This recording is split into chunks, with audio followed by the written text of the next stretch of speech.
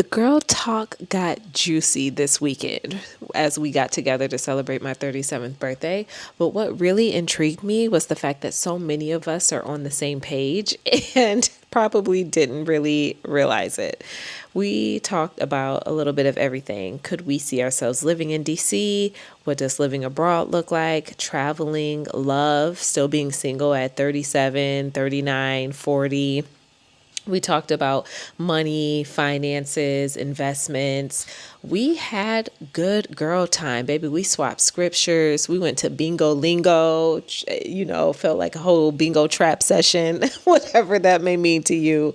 We had girl talk up until 2 a.m., laughed, cried, had tiramisu. It was the ultimate girl weekend. But I felt like this conversation that we had are conversations that women in their 30s should be having with their girl group. I walked away feeling so just refreshed, excited, elevated, and advanced. I hear people say that you're the sum of the people that you hang around, and I believe that is 100% true. I believe that you are a true reflection of your community, of the women that you have in close proximity to you, and the relationships that you have and build. And at this stage in my life, I will say intentionality is the name of the game. The women that I have around me are intentional because they not only feed and pour into me, but they elevate me, they challenge me. They're good, genuine, pure relationships. They're relationships that give me both. If we want to go out to bingo lingo until 12 in the morning, we can. If we want to pray and swap scriptures because somebody's going through something, we have the ability to do that with each other too. It was just such a beautiful reflection to have a room full of women that hadn't really met each other before, but I was the common denominator, and to have hot conversations like that. So if you don't know, I just celebrated my 37th birthday here in DC. February 28th was my birthday, the last day of Black History Month. And I did something that old Renee would have never have done as a woman that used to have to control situations and things like that and didn't know how to ask for what she needed. I asked for my friends to plan me a surprise 37th birthday. And they said yes, because one thing I have grown to learn, you have the ability to ask for what you desire and communicate what you desire. And people have the ability to say yes or no. But my friend said yes, and they planned the most beautiful 37th birthday surprise weekend for me. I could not have even fathomed or imagined what was going to happen. I asked a couple girlfriends if they were available and free to fly to DC. So, we're flying from Detroit. Girls that already lived here were flying from Atlanta. People kind of came from a few different places to be able to come in and just celebrate this special time with me and spend the weekend with me. And I was so grateful. I'm grateful because it felt like I was living in an answered prayer. I remember the days where I had girl friendships that they were solid in one area, but not in others. They weren't well rounded. They were like my party girls. We would go out and have a good time, but they weren't the friendships where if I needed you to pray for me because I had something going on, you could do that. My son passing away, you can stand in the gap for me. Like, they weren't the friendships that offered that level of support. And being younger in my 20s at the time, I realized I kind of needed something different. And I could see how today is just a reflection of an answered prayer and a diverse answered prayer, if that makes sense, because my friendships, no one person is the same, and I don't need them to be the same. I don't want to be in a group where everyone is operating at this as the same exact person. I like how different they are, how unique their perspectives are, how maybe you don't, have the same beliefs that I have to a T, but you have your own grounded beliefs and you pour into my life in certain specific ways. I just love the diversity of like the girlfriends that I have and how close our relationships have grown to be. So the weekend really highlighted the conversations, when you have like good girl talk where y'all finally get together after not seeing each other for like a year and a half or a couple months, and you sit down, you're up up till 12:31, 2 o'clock, having random girl talk about dating, old relationships, men that didn't work out, the woman you've become today, and how you can't believe you were the woman that accepted that brokenness in the past, healing childhood trauma, or stepping into an awareness and understanding why you dated who you used to date, healing from a breakup, and walking into a new season of life and whatever you're in anticipation of with this new season. Our conversations consisted of so much of that, and I absolutely love that. Some of us were here in DC for the first time and kind of looked at this place as like, could we live here? Could any of us live here? The group was diverse. One is engaged, one is married, one is in a relationship, and then two of us are single, myself included, being one of the newer single women out of the group. And just looking at places that fit your needs in a community, in a culture, exploring and being open to options, really, is kind of where the conversation was going. But my girlfriend Whitney was like, could I see myself living here? She lives in Atlanta. She's born and raised from Atlanta. And I think coming to DC for the first time definitely was a beautiful eye opener for her. I love the diversity that they have here. And I realized that I am a girl that needs diversity. As a woman, I have lived in Charlotte, North Carolina. I've lived in Atlanta, Georgia, and I'm originally from Michigan, a smaller town in Michigan, but also I've lived in Detroit because my family's from Detroit too. And spending time living in those different places, but also traveling to many places, and even having lived abroad for a month. I lived in Paris during my college years when I had to study abroad, and spent some time in Belgium too. I love diverse cities. I absolutely love it because we went to Bingo Lingo last night, and I mean, baby, there were people anywhere from like 25 to 65, Black, white, Asian, Puerto Rican, like everything. Everyone was in the building, and we just had a good time. Nothing else mattered. We just had a good time, waving our little Bingo Lingo, like light up wands, and checking off our numbers, watching people on the stage like celebrate and do their thing. It was such a fun event, and it reminded me why I enjoy going to cities like this. And as I've been thinking for the future of where could I see myself, what could I see myself doing, I slightly entertain a city in the US, but I've been leaning more towards curiosity with out of the country experiences and being abroad. And I didn't realize how well traveled some of my girlfriends have been. One lived in China for over 5 years.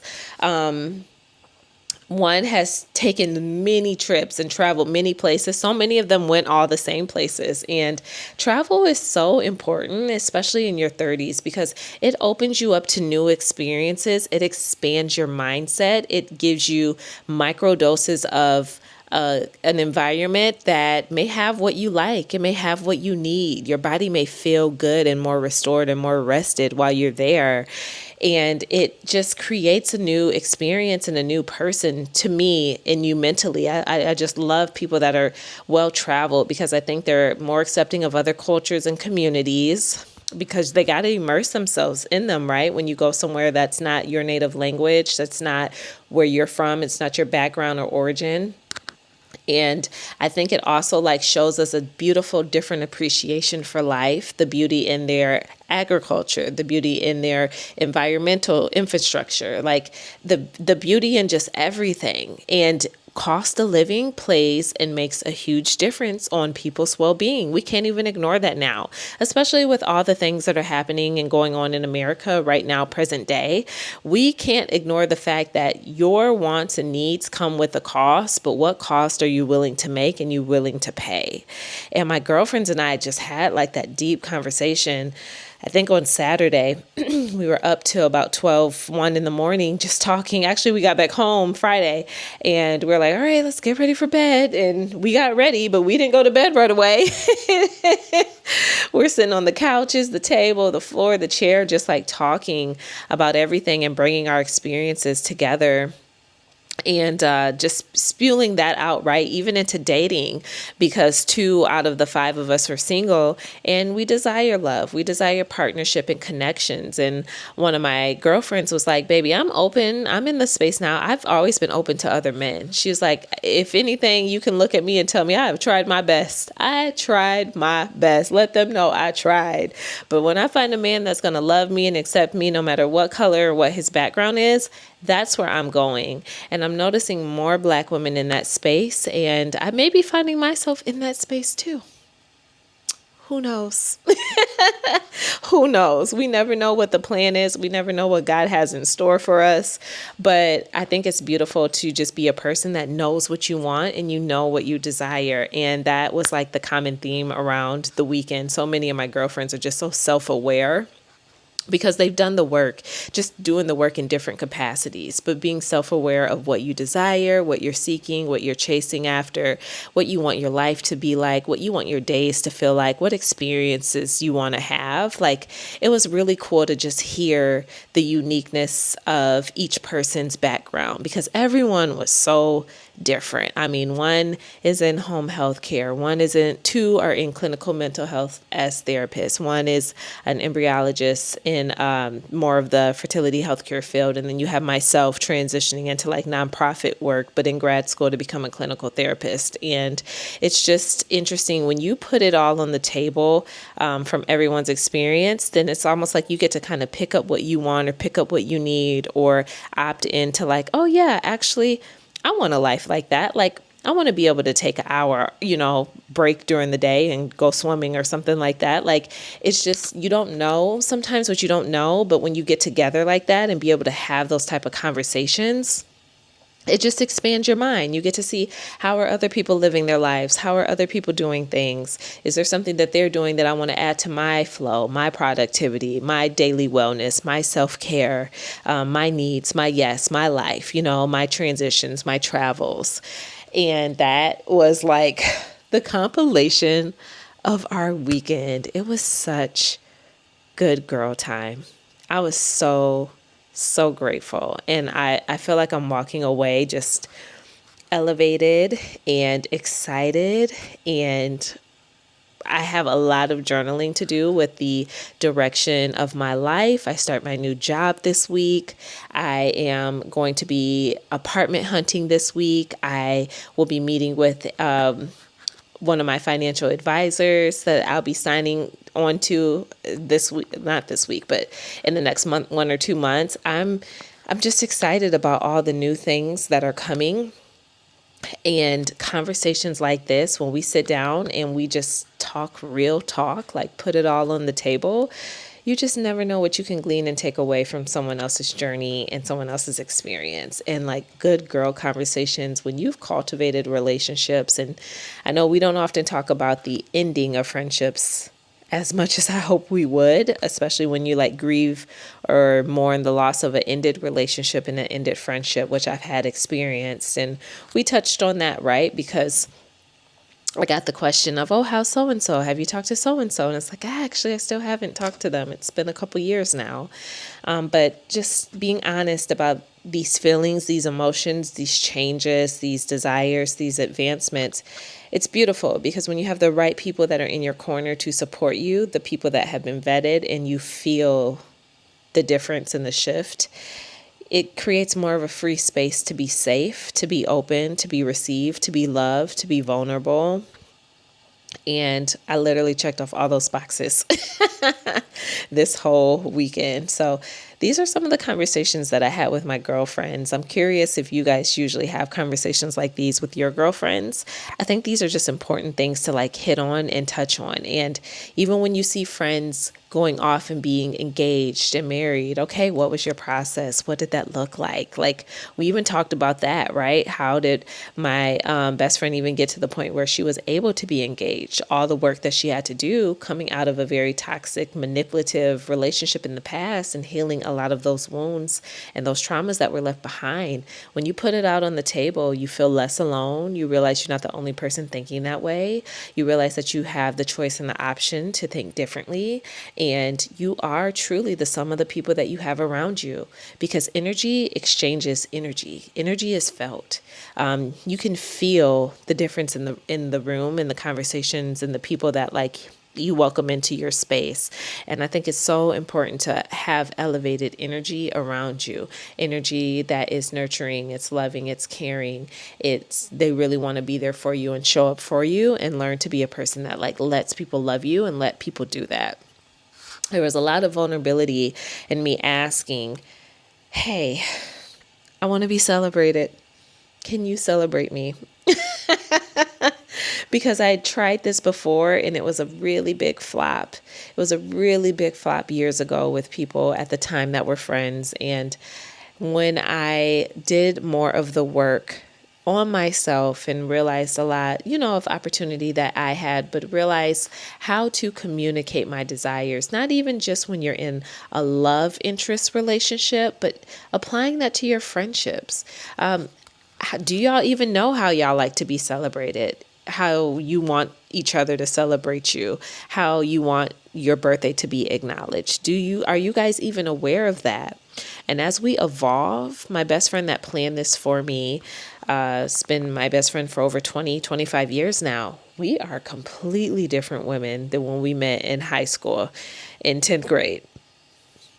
We are not that same person, or maybe it was 11th grade. So much has changed. So even changing and choosing to still commit to the relationship and show up for each other and be involved in each other's lives, I realize you do have to have an understanding of, what does that person need? What does that person desire?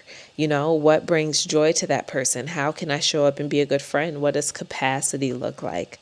So many of these things, these questions, these conversations, these wordings that I'm using, it just stems from a person that has done the work. And then when you have a relationship with 4 other women that have done the work, baby, the dynamic is greatly different. You hear me? Greatly different. One of the best birthday weekends I have ever had. Hands down. Hands down. So if you're new here, I am Renee. This is Renee in Session, where we have daily conversations to help you design the life that you desire on purpose.